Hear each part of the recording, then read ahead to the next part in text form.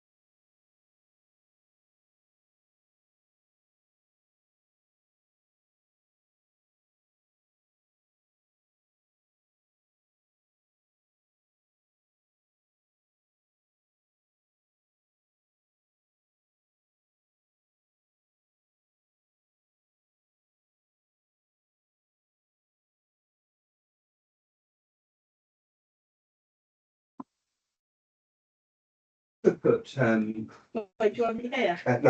just there. Yeah, I could put right window actually. Couple line actually. That's a good I idea. think she probably could. You're right. We've got a few comments in there already. Yeah, there was a good ones, wasn't there? Well, we thought we could even have like something responsive. Oh wait, yeah. Right, so I'm putting right window as you walk in. Right window.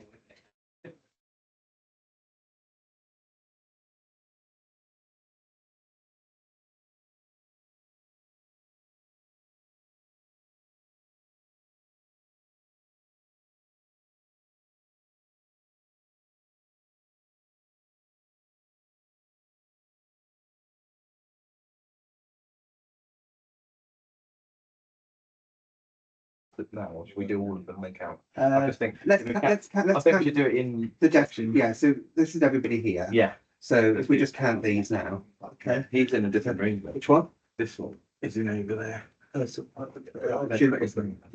worries, we'll Don't leave take it. him on. Take them off there. He's along with the these, not in citizen. Yeah, it's about. Okay, should we count? But let's count the deaths for these. I'll go to that side, you go to this side and work your way back. We'll see the same number.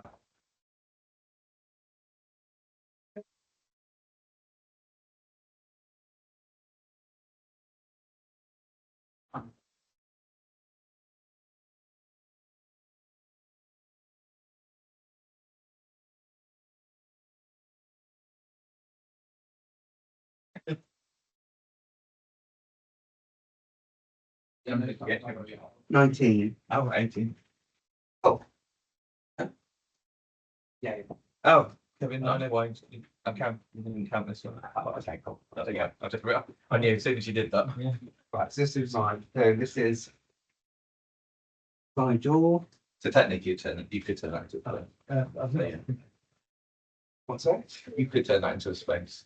Well, it is a space. Yeah. Okay. I was just looking at it thinking in you, was that, but yeah, Yeah, we're going to use it what it could be. Yeah, that's fine. So that's right. Okay, so this section first then. We'll come back to this again. This is built on this. Wow, all the team needed to. Well, you can agree. So, so then this should do. I don't, this is a public.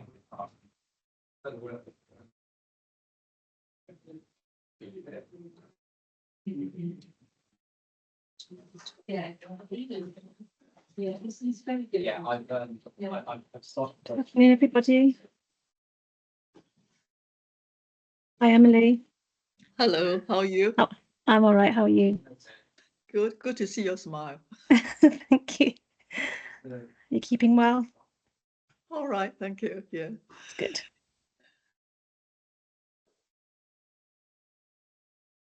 The sun's out as well, which is nice. Mm.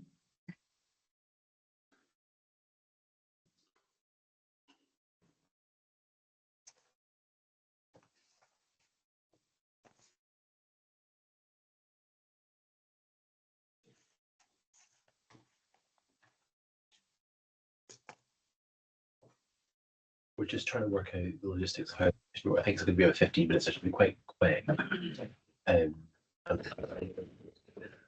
Hi, David. Hi, morning. Afternoon now. Just 1 minute over. You okay? Yeah, I've just realised that the barber took off more hair than even I thought I had, so been scalped. Look like a tadpole. No, you don't.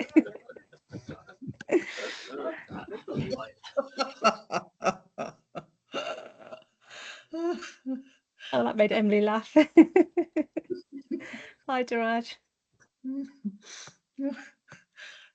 Hi, can you hear me okay? Yeah, you just missed David's joke. Oh, damn. It wasn't a joke, it was a sort of a self-reflection. Just give everybody a... Oh, yeah, there's still people joining.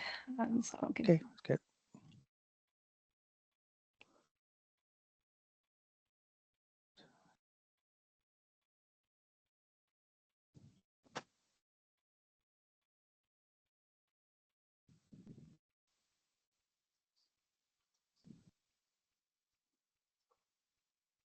Great. should we maybe make a start just with introductions, and then we'll start the meeting. So, welcome everyone. I'm really delighted to welcome you all to this end of pilot REACT-AVB webinar. And some of you will already have been quite familiar with the trial, having attended previous webinars and of course the Q&A sessions. So, okay, so would it be possible for people to mute the microphones? That'd be great. Thank you. So I'm going to start with introduction.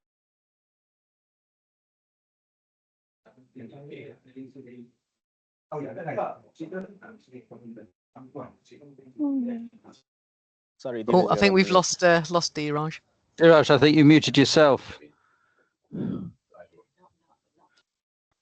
Okay, I don't know how that. Oh, I think I pushed the wrong button. Sorry, I don't know how much of that you missed, but we're just wanting to start with introductions, and then we'll present a few slides with an update of REACT-AVB and some background, and then the most important part of the meeting is really the interaction between us and yourselves, and obviously the aim is to help you with whether you're at different stages, setup or recruitment, but it's really to help you and for others also to join in and share good practice. So I'll start with introductions. So I'm Dheeraj Tripathi. I'm the Chief Investigator for REACT-AVB, and I'll just go through the tiles. Suki, if you could keep me right if I miss anybody in the trials, from the trials unit, the TMG that joined the call, because I can't see everyone. So next I've got Suki. My name's Sophie. I'm the Senior Trial Manager for REACT-AVB. I think a lot of you already know me from numerous amount of emails I've been sending everyone. So I'll be one of your points of contacts if you have any queries going forward. Thanks. And I've got next tile, I was David. Hi, I'm David Pouch. I'm co-CPI with Dheeraj. Thanks, David. Liz? Hi, I'm Elizabeth Brettle. I'm the Trials Management Team Leader here at BCTU. Thanks, Liz. And do I see Charmaine? Yep. Hi, I'm Charmaine Hunter. I'm the Data Manager at BCTU for REACT-AVB. And we've also got Emily. Who's, Hello, I'm Emily, and I'm a patient member based in Cheshire. Nice to meet you. Thank you. Is anybody else that I've missed from the TMG? We've got Helen from the TSC as well. Helen Bold has joined. Hello, hi, Helen. Welcome. And I think that's everybody in terms of the core TMG and any oversight committee members. So we're going to make a start with really just a few slides with some background and some updates because we're now just over 12 months, actually 13 months nearly into the study.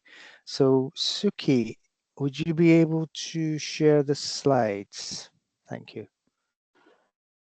Wonderful. So I'm assuming everybody can see the slides. And of course, as we go present the slides, you're very welcome to raise your hand or use the chat function, and we'll do our best to answer any queries which we may need to leave until the after the end of the presentation. So REACT-AVB, this is a randomized trial of early tips in acute variceal bleeding. And this is a multi-center randomized controlled trial, which is funded by the NIHR HTA program. The sponsor is the Birmingham Clinical Trials Unit based at the University of Birmingham. Next slide, please. So this is just an outline of the presentation, a bit of background, trial design, site recruitment status, which I'm sure you'll all be very keen to find out how things have gone over the last 12 months, a bit about the PI scheme, the associate PI scheme, and of course, importantly, any questions, the FAQs, and any questions we'll try and answer at the end. So next slide, please. The research question for REACT-AVB is, does early tips within 4 days of an acute variceal bleed result in improved transplant-free survival? So the main is the single outcome, which is transplant-free survival, which we believe is the most important outcome when compared with the normal standard of care. And there is a mixture of data from really small studies, and we believe that further studies required, particularly to inform us about the patient selection and also cost effectiveness and quality of life, which has really never been studied. And the BSG, but also other clinical practice guidelines do recommend further research in this area. Next slide, please. So just a little bit about the evidence. So probably the highest level evidence, of course, comes from meta-analysis. And there have been 2 recent individual patient data meta-analysis, really including the most recent one published in 2023, which includes all the trials. Overall, there seems to be an improvement in survival, but I have to stress that these trials are small and quite heterogeneous with regards to the kind of patients. And there's a number of questions with regards to the optimal patient selection and even timing. So the BSG guideline algorithm is indicated in the right of this slide, and this is where we sit with regards to early preemptive tips in selected patients with more advanced liver failure, but there are some questions with regards to the patient selection.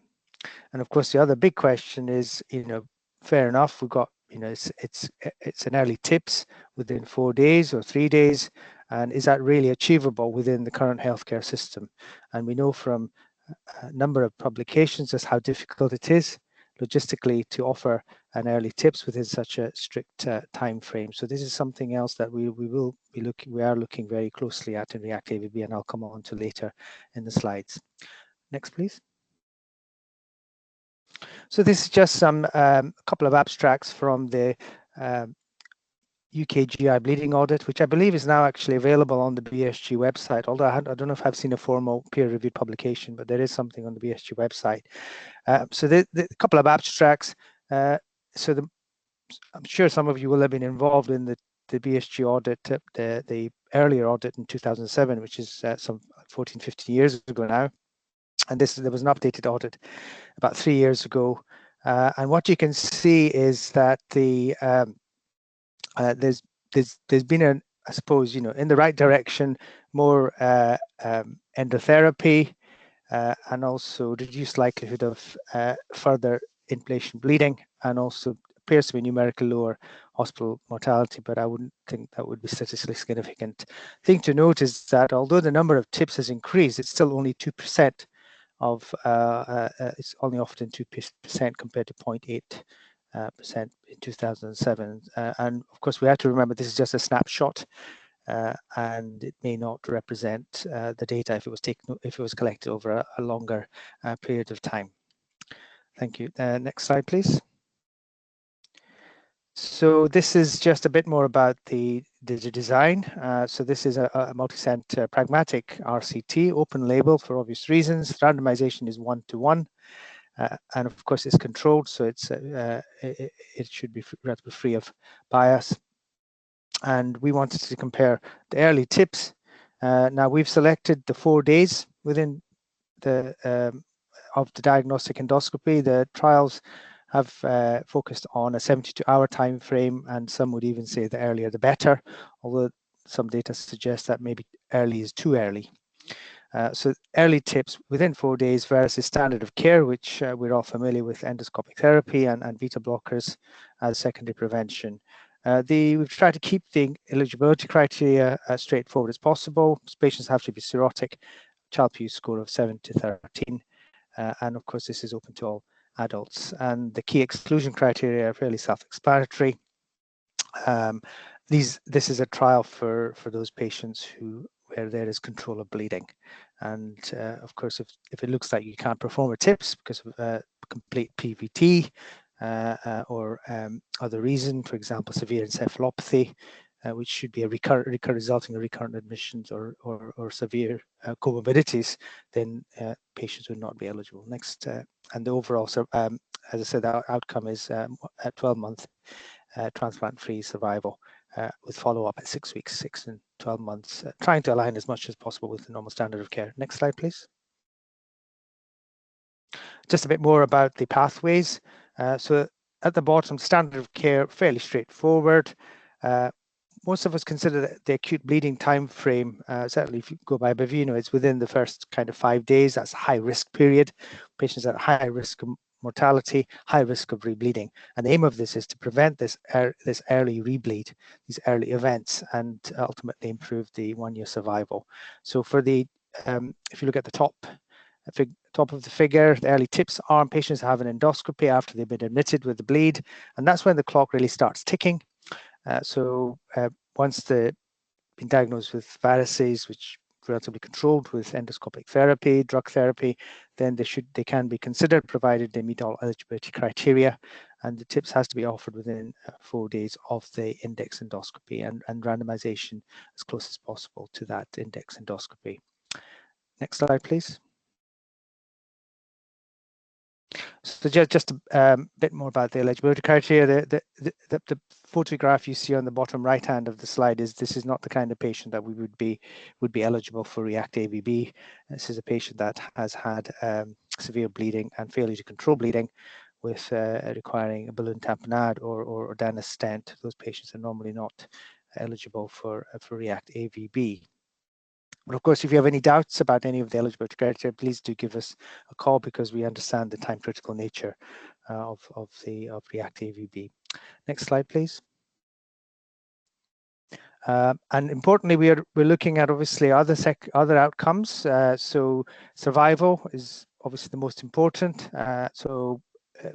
Much of the morbidity, mortality occurs quite early on following a variceal bleed, particularly in the first 6 weeks. So we're looking at that separately, and also rebleeding early and late, and serious adverse events, and the complications that we expected complications of this group of sick patients with decompensated cirrhosis, ascites, encephalopathy, SPP, hepatocellular carcinoma, and renal dysfunction.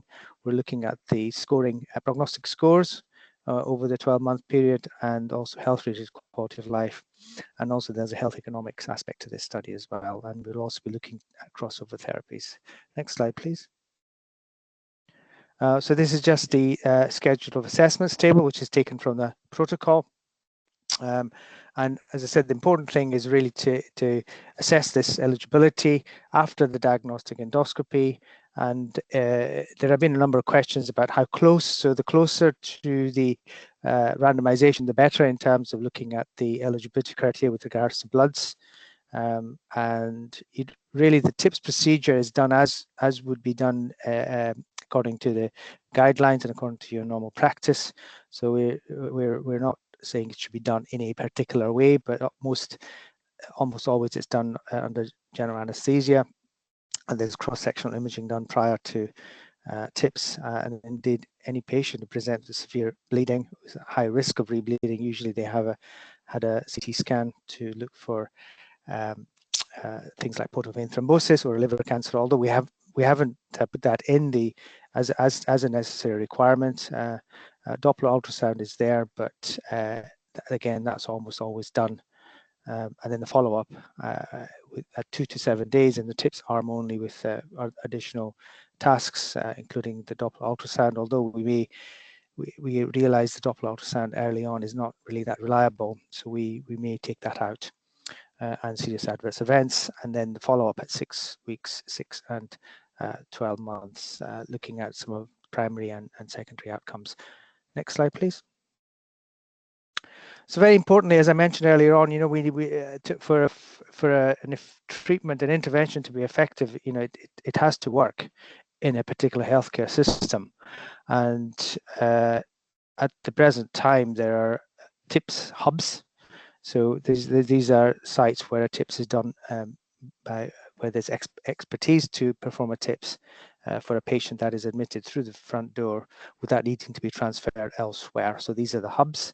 And then the spoke sites are those sites that refer patients to a hub, and often it's for a rescue or a salvage tips. In some cases, it could be for a preemptive tips if the clinicians are very worried about the risk of rebleeding. For example, they've had recurrent bleeding in the past. And the patients who are, say, a patient admitted to a spoke hub site, fairly straightforward. They'll stay on that site regardless of which arm they're randomized to. But if a spoke site is part of REACT-AVB, and they will randomize the patient, and patients randomized to the tips arm will be transferred to the hub. And they could stay at the hub or be transferred back to the spoke site at some point. But patients randomized to the standard of care, they will stay in the spoke site. Although, of course, you know, they may be transferred to hub site, for example, if they rebleed and they require a rescue tips. Next slide, please. So the consent process, which we cover quite in depth with the SIV, site initiation visit slides, and also the QA session. Of course, there's, for patients who lack capacity, there is a different processes according to whether in England, Wales, Northern Ireland, or Scotland. And this is very detailed in the protocol, but also in our SIV session. So that'll be a separate, you know, we'll cover that separately. Next, please. So this is an important, all-important slide. So with any trial that is you know, at the end of the pilot, there are certain progression criteria. And what we have is we have three progression criteria. The first is number of sites opened, then total number of participants recruited, and the protocol adherence to this 4-day time window, obviously in the tips arm only. Now, with regards to the first progression criteria, number of sites opened, so less than 10 is a red, and 10 to 19 is amber, and over 19 is green. And now REACT-AVB, this is data up to the end of the pilot.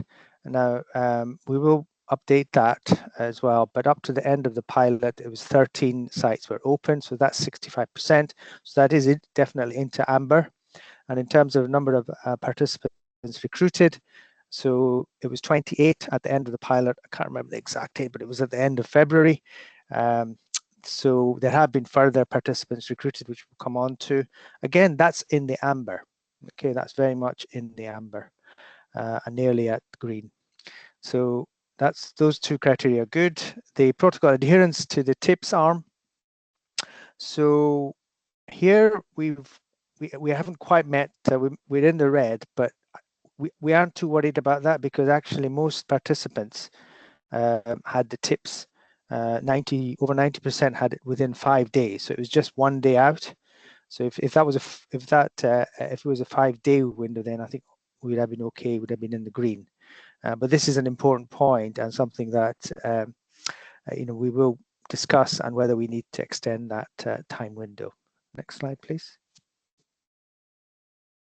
So it's just a summary of the trial design and the key the key messages. So 12-month internal pilot, 2 treatment arms, hoping to open 30 sites. The hub and spoke model, as we discussed. The total sample size is 294, which far exceeds any other trial, and the follow-up is 12 months. Next slide, please. So this is the current status.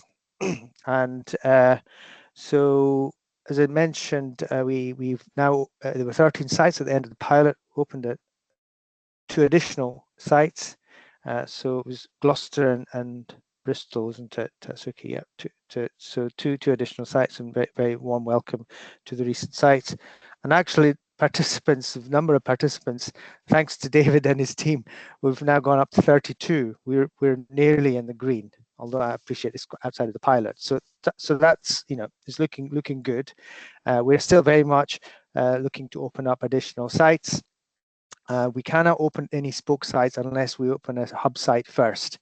And we're looking at opening sites really throughout the country. We're looking to open up sites in Northern Ireland and Wales as well. So this is work in progress, and also some of the larger London sites as well, which we're working towards. So hopefully, certainly there are at least another 5 or so, Suki, isn't it, that are going to be opening imminently, I think. So That's very correct, yes. at the advanced stages, because it's, I mean, all of you will be aware there's just this terrible bureaucracy with regards to research, the research departments, all the paperwork that needs to be done, and so we've been working hard to try and move things along. But really, thanks to your efforts, that we've managed to open up, pretty much we're almost halfway, isn't it? That's a number of sites, so it's really all thanks to your efforts.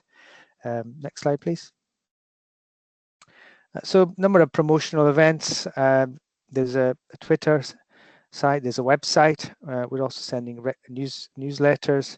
You should all have, those sites that are open should have received posters, which can be put up in the non-patient facing areas, really to inform colleagues of the trial, and very importantly who to contact if there's somebody potentially eligible.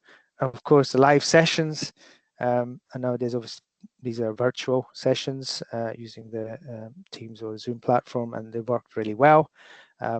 So we also have monthly drop-in sessions, really open to sites to ask any questions about the study, and there can be more than participants in more than one site, and sometimes we've had very good discussions. The trial is very much supported by the specialist societies and promoted through the conferences and the special interest groups. I've also presented at a regional meeting, and I'm planning to go to the Mersey site to give a talk. Also, this is being promoted through the BSIR as well. And clearly, obviously, we're now transitioned to the RDNs. So this is supported by the regional networks. And of course, word of mouth is very important as well in terms of recommendation and spreading the word. The associate PI scheme, which we'll come on to, and as I mentioned, the Basel Portal Hypertension Special Interest Group. There is the next SIG meeting is going to focus on variceal bleeding, so that'll be an important. I think Alistair O'Brien is planning that sometime just before the main summer holidays. So look out for that if you're members of the Basel Portal Hypertension SIG. Next, please. The associate PI scheme, and I just saw in my email box that there's somebody else has registered. This is open to resident doctors, fellows, to provide experience, hands-on experience in running a clinical trial, with the aim that this would encourage the associate PIs to become principal investigators in future studies when they've finished training. And the local PI acts as a mentor. And there's, as I said, this is a formal system, and there's a certification at the end of it, and it's recognized by RCS and all colleges as well. So something that I'd very much encourage you speak to your trainees. It is for 6 months, and this is, I think, good for their e-portfolios as well in terms of that SIP. Okay, next, please.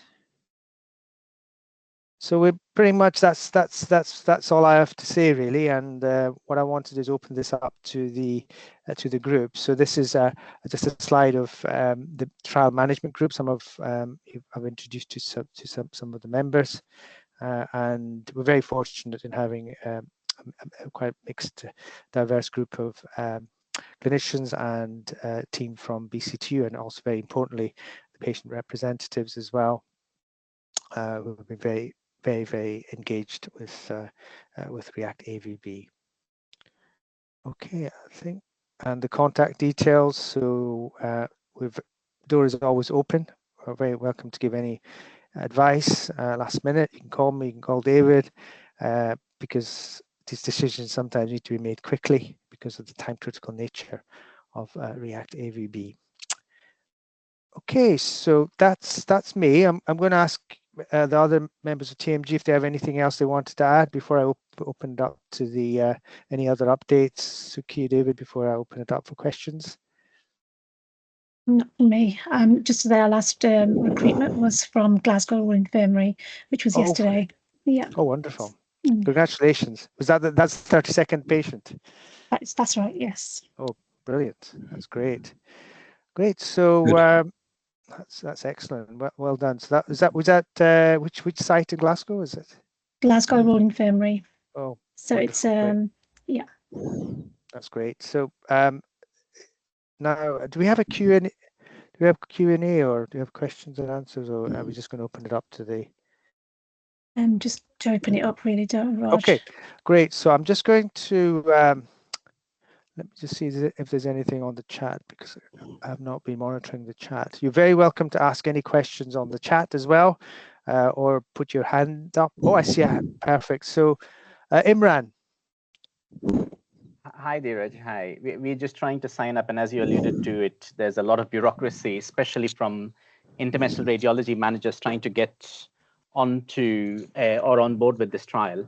But the key question really is, if you are extending that 4-day window, what is it? Is it going to be a protocol deviation? Or the reason I ask this is because we've got a temporary issue with one of our consultants not being around, and that makes it a bit challenging. And that has been my biggest worry for us signing up, really. So Imran, that's a good question. Now we've had a lot of discussion about the time window, and as you know, it was initially the trials of 72 hours, but really we feel that the benefit, because you know this, the first, I think within a week, probably up to 5 to 6 days, that you can still call that an early tips. I think if you go beyond a week, you're talking about secondary prophylaxis. So what we're doing is we monitored, and it was really helpful, seeing the pilot data. So 93% of participants were recruited, in the TIPS arm were recruited within the 5-day window. So that extra day, and imagine a patient coming in on a Friday, it gives you an extra working day, which can make all the difference in terms of getting adherence to that 5-day window. So we're looking at, and this is not, this is something that has to be discussed at a high level in terms of NIHR. So we are proposing to extend the time window to 5 days, but also if you have somebody who just misses that 5-day window, but that you feel that the TIPS is still very eligible and that there's still a benefit that the patient could obtain from the TIPS, then that procedure should go ahead. But if you're talking about somebody at 7 days plus, then that's really not an early TIPS, and that's not really somebody that you would be a good comparison with the standard of care arm. So that's the way I think we're likely to extend it by a day. We didn't want to push it much beyond a day, but even that extra day can make, as you know, for logistics and getting IR anesthesia, that can make all that difference. That it's an extra working day. So I don't know, David, did you want to add anything to that? Because we've had a lot of discussion about time window. Not much really. I think we're trying to get it within. I mean, we've talked about extending the protocol up to 5 days, but I would agree. I think certainly beyond 6 days, it's secondary prophylaxis. I suppose when it comes to sort of spoke sites referring into hub sites with creating beds and all the other issues, that might be a bigger challenge. But yeah, I think that's very helpful to know. Thank you. Thanks. I think it's also important that we then capture that, because there's actually less TIPS being performed in the UK than say 3 or 4 years ago overall. So whilst the BSG audit says there's more TIPS for varicose bleeding, there's less overall. So that is a concern. So part of the point of this trial is to actually see, is this feasible? Yeah, that's right. So this is why we still, we'll still very much monitor, although it's the end of the pilot, we'll still continue to monitor that time window. But we think that going to 5 days should not, the trial in terms of, we've spoken to statisticians, the benefit is still very strong at 5 days.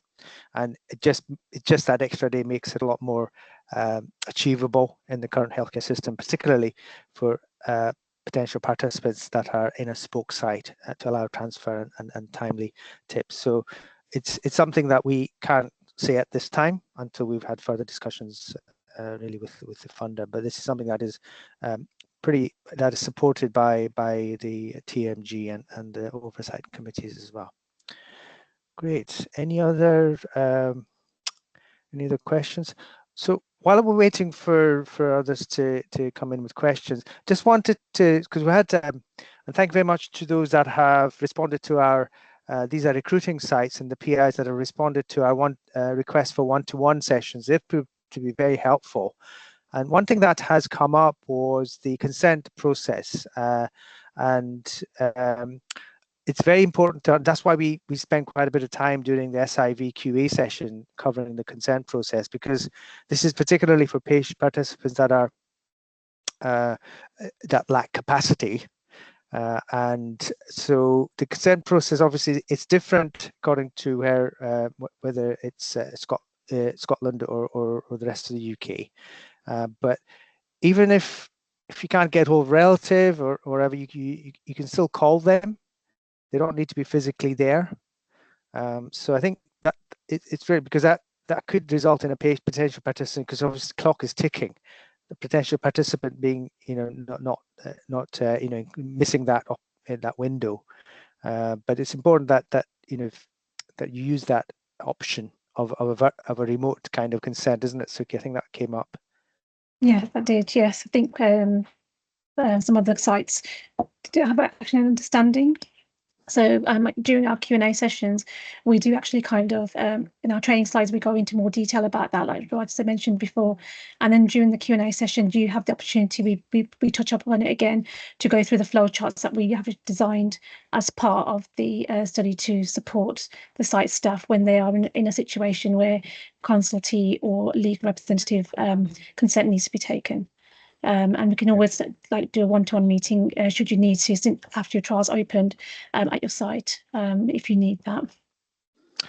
Thanks, Suki. Just looking at the chat. So Emily's asked a question: are there any risks if a TIPS is extended to 5 days as opposed to 4 days? So Emily, I think we don't think there's any significant additional. The only, I suppose, risk is that there's that extra day when a patient could rebleed. But we think that 1 day extension shouldn't pose the patient additional risks of the TIPS procedure itself, and patients should still benefit.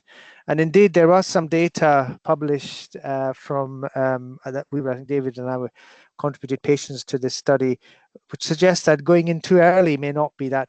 Then maybe too early, that the patients may actually be do worse, because in the early stage the liver is, the patient's very stressed, and the liver is kind of, obviously it's quite robust, but if you give it 2 or 3 days, it might be a better to consider TIPS at that time frame. But as I said, that's from low quality data. There's no randomized controlled data to support that. So we don't think there's going to be any significant risk to the patient, to answer that question. I think David's, nodding there. Yeah, thanks. Okay, have I missed any hands or any questions? So Suki, was there anything else you wanted to bring up, or David, in terms of sharing good practice?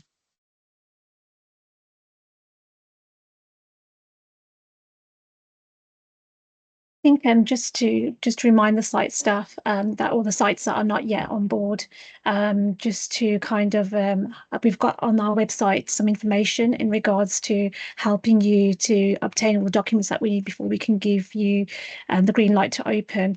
And we do also have documents on there that could be, you could actually look at to ensure that everything's done before we can set you up. So please do refer to the website. There's also frequently asked questions on there as well. Should you wish to have some of your questions answered, we do get quite a lot of questions regarding the SOCAT form, and we're happy to kind of support you with those questions, but please do refer to the website. There's some useful information on there whilst you're setting up. And in regards to the Q&A sessions, just to remind that the Q&A sessions is something that's part of the green light. All the PIs, nominated PIs, and any associate PIs at that time will be required to attend. The research team can attend if they want to. We do advise that you do attend, because it's a good opportunity to meet us all and to ask any questions that you might have during the site setup. But it is mandatory for the associate PI and the PI to attend that before we can give a green light. Thanks, Suki. Just another question on the chat. Could we please extend the window for the 6-month and 12-month visits to allow for? So thanks. Excellent question. Yes, we're working towards that. Because REACT-AVB is a pragmatic trial. We're not we're trying to align as much as possible with the standard of care visits. We're not asking for any.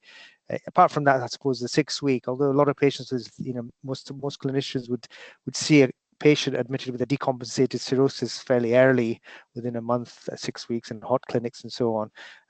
So we're trying our best to align with the standard of care visits, and we're actually proposing to extend the window for the 6 and 12 months. And correct me if I'm wrong, Suki, is it to 28 days within a month? Yes. Yes, that's correct. And then for the 6 weeks, we are in discussions to extend that to 14 days. Yeah. So that's again to really align with the pragmatic nature of REACT-AVB. So that's that wouldn't be a major huge change to the protocol, but we want to ensure that there's minimal in terms of deviations, and we feel that the 14-day window for the 6 weeks and 28 days for the 6-month and 12-month visits would be acceptable.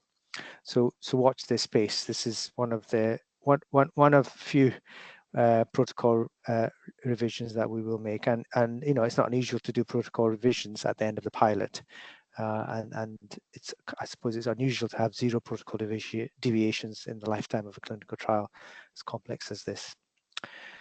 Okay, any other questions? So in terms of further future kind of promotional activities, do look out for the portal hypertension special interest group meeting, which is in the next 2 to 3 months. We're also I've done a talk at a regional meeting, and I'm planning to go to the northwest to give a talk there.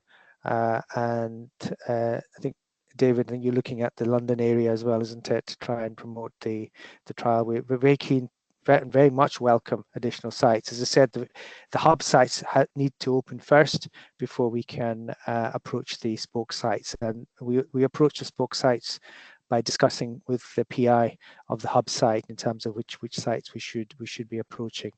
So we're very much welcome. We are aiming to open 30 sites.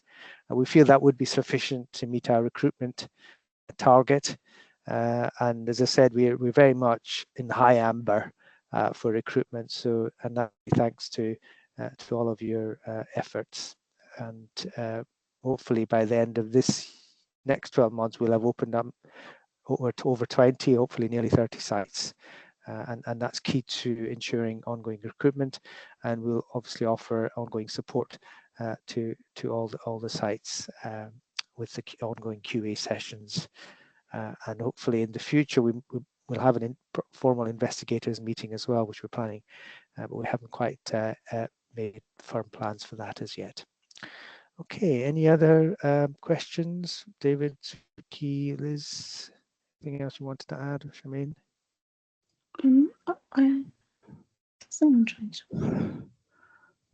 Just to let you know, I could see that Lawrence and Andy are on the call from Wales down towards Cardiff. And I know we've had some questions in regards to the Doppler ultrasound and the types of procedures that are different across different trusts and stuff. I was wondering whether if there was any questions that anyone had regarding that, because I know there's been some sites who do things differently to what may have been written in the protocol. I can see that Lawrence and Andy are on the call. I don't know if you can hear me. Yeah, we can. Yeah, we can. Yeah. Sorry, it's not actually Andy Godkin, Dan Maggs here. I'm the associate PI in Wales. I don't know why when I logged in, it came up with Andy's email. I think I haven't heard the latest from Tom Pembroke, who's the PI with regards to this query. I think the main concern was to do with imaging at the spoke sites and possibly kind of funding related to this. So I'll check with him and find out. I don't know if Lawrence knows any more. So Andy's going to be he'll be the PI, isn't it? And then there are obviously other sub-investigators, isn't it? I think Tom Pembroke is the PI here. Tom Pembroke, sorry, Tom. And there's also a number of spoke sites as well that are interested, but we need to obviously open up the hub site first. So Suki, I think we probably have, maybe a separate meeting, discuss that. And I also know that, I don't know if anybody from King's College Hospital is here, but we're also working with King's, because that's big site as well, to open up King's for REACT-AVB. I know there were some issues last year with the cyber attack and so on, and that might still be lingering, but we've had recent discussions, positive discussions, so we'll pick that up with King's site, and there's a number of other sites which are in process of going through the bureaucracy and getting open. And as Suki mentioned, to get the green light from the sponsor, it's important that associate PI participates in the QA sessions, which in after reviewing the slides, and a few there's always a few loose ends, isn't it? But we always try and resolve that. Okay, so any other questions, queries? Looking forward to having your lunch. There's a question from Emily in regards to will all the Q&A sessions be collated and available on the website? So if that's okay, Daraj, I can answer that question. So basically, Emily, the Q&A sessions are designed to support the sites that are in setup, and the idea behind it is to kind of come along and once they've watched the training slides, as Raj said, and to answer any questions and to ensure that the sites and the staff team have an understanding of the slides, and understand how the trial works, especially in regards to consent, delegation, and trying to tie up all the loose ends before we can give green light. The dates are available on the website for the sites who are in setup, but we do not actually put any of the conversations or the videos that, in regards to that, the recordings on the website, because they're more designed for the site as a site-to-site kind of conversation. But the dates are available for those sites that are in setup to choose a date that's convenient for them. I would say, Suki, anything that comes up as like a sort of a frequently asked question or any sort of top tips, anything like that we can collate from those sessions, we'd always put those on the website and circulate via emails. Yeah, they're already on there, and we kind of circulate that on our newsletters as well. So we kind of rotate the frequently asked questions, and on the website as well. Like I said, there is a list of pending or items that need to be completed before green light can be given. Okay, so I've got a question, hand up from Maria. Hi, hello, how are you? Thank you for the presentation. I'm sorry to join in a little late. I'm from North London, RRD, and I just wanted to ask if you have any sites that we can support and have issues with setup, and we can reach out and push from our side, or with the recruitment. I know that, we got Royal Free here and Whittington, and but there is Northwick Park as well on the list, I think, and St. Mary's Hospital. Are they fine? David, on that, yeah. Yes, Whittington are recruiting as a spoke site, which is very effective. Northwick Park still not, shall we say, online yet. But I want the Royal London to be involved because they're not yet. So we need them on board. And I've reached out to them as to, because they have a tip service. And so to set up. Just to update on that, we are working very closely with Northwick and St. Mary's, and they are in the trial setup stage. So we're going through all the documents that need to be completed before we can give them green light. But they are in the background trying to work as quick as possible. Perfect. I'm glad to hear that. So if you need any support with Royal London, then do let me know, and we can do our background work. Yeah. Thank you.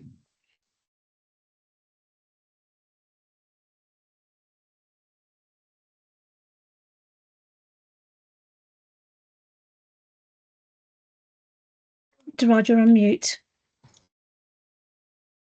failed the mute test again. Sorry. So I was just saying thanks very much, Maria. That was a very welcome support. We're looking to obviously open up sites throughout the UK, but there's obviously a number of sites with London quite high. Some of them are quite high volume that we're keen to cover.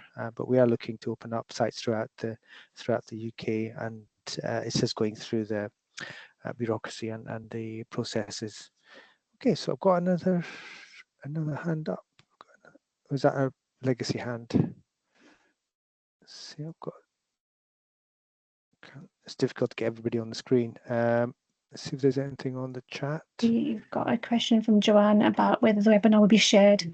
I mean, obviously, everyone in the chat who's joined today knows that it's being recorded, so we can share that and we can pop that on the webinar on the website as well, so that you can watch that should you need to.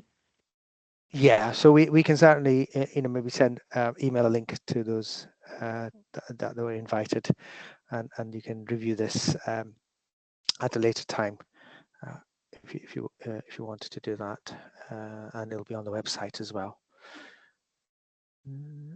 Okay, so anything else? Anybody else wanted to talk about or mention, ask questions about? Okay, before we close the meeting. So thank you very much. We've had really good attendance today, and as I said, this is our trial, yeah, and we're all working incredibly hard to get to where we are. And I'm really pleased that we're nearly at the green for recruitment. So it's all again thanks to your efforts, and we're here to help you in whatever way we can to help you at different stages. I know everybody's at different stages, and to get you past any hurdles with regards to the setup and with the recruitment as well. We appreciate it's a very time critical trial, so you're very welcome to contact us at any time. So I've had a number of conversations, weekend conversations as well, because of the time critical nature.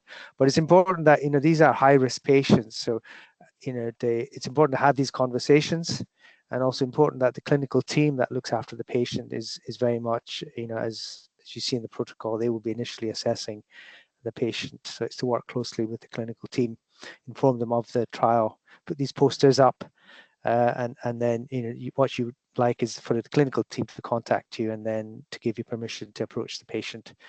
So that's the way it is, and the way some people screen is really looking at the endoscopy lists, because that's where potentially eligible patients will be the first point of call. If you're in a bleeding rota, that's great. You just liaise with your colleagues and pick out the patients. But it's very important that colleagues are reminded, because there's a number of other trials going on as well. So the REACT-AVB does allow co-enrollment with some other studies. And remember, it's not a CTIP, it's an interventional trial. So co-enrollment is allowed with some studies. But if there's a very much competitive study, then we'd like to know about that early on, even before you actually open the site, if there's going to be a study that's really going to complete.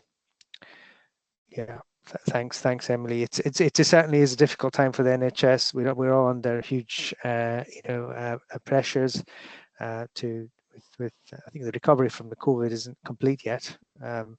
But despite all these challenges, we are where we are, and it's all really thanks to all of your efforts. And also like to thank everybody in the trial management group, of course, patients as well, who on the whole have been very engaged with the study. Okay, so any other business, anything else you wanted to cover? Looking at colleagues. Okay, so thank you very much.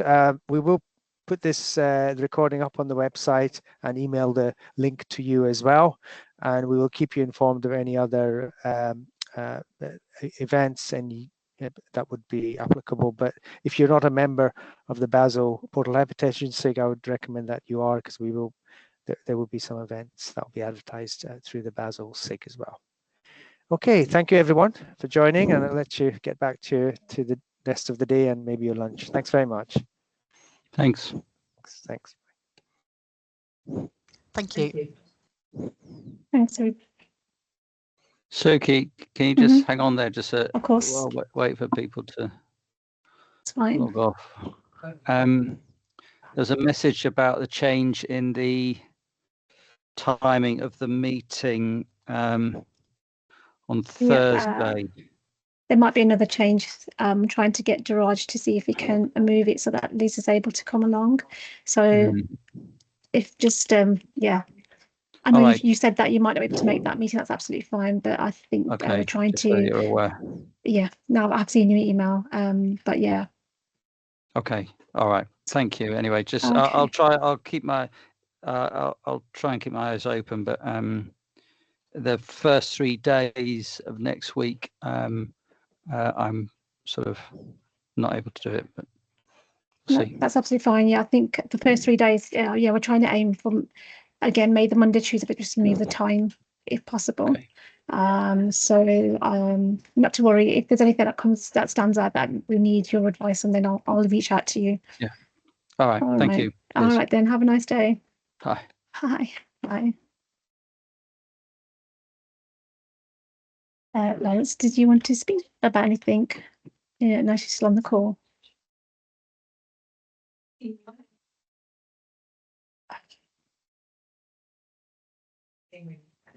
Yeah.